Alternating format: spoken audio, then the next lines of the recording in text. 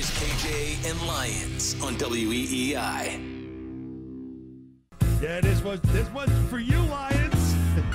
Dear Lions, I'm sorry that Bill Belichick is a grandfather. Let me be honest. He's a man and she's a young woman.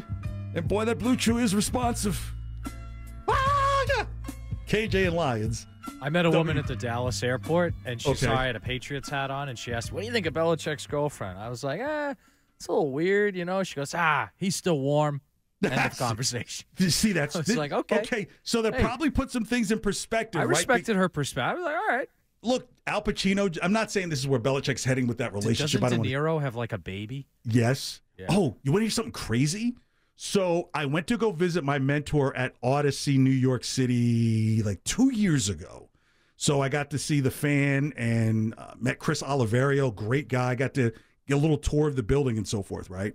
So I meet the guy who does the voice and production for the fan, right? And there's two ladies who are there talking to my mentor in his office, and we go into the production thing. We're conversing and having a conversation.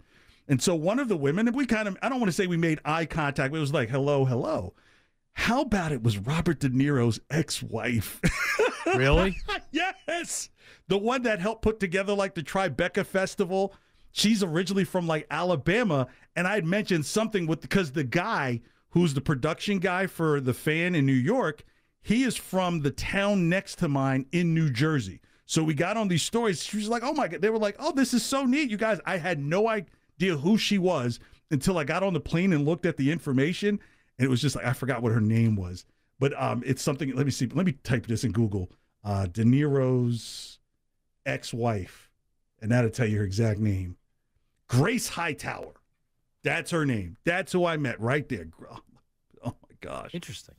Like of all places. Of all places. And so I'm thinking like I'm on the plane as I'm flying back to Boston. It's like, you talking to me? You talking to her? You talking to me? Because, clearly they're not married anymore, but from what I understand, they're still very cool or what have you. But they were married for like 11 years. Oh, really? Okay. Yeah. So you probably remember Grace Hightower. So I'm like, they were like, that's De Niro's ex-wife. I was like, damn. You start thinking about like, yeah, Robbie, she's in love with me now. Now, wait a minute. Now, you kind of offended me there. Okay, that's a bad De Niro, is it not? No, but you know what? I'll give it to you. At 9:53 p.m., I'll give it to you. I was about to say something that probably my wife would tune in right at this time and say no, but like, so that's what's crazy. Like De Niro's just had a young, clearly he's not with Grace anymore, but he's got a new wife now, and he's not got a young child. Pacino has a kid and just recently had a kid. I remember years ago, you probably don't remember this guy, Tony Randall. Tony Randall had a kid at 82. So Belichick is still 10 years younger. I'm not saying that this is where that's going.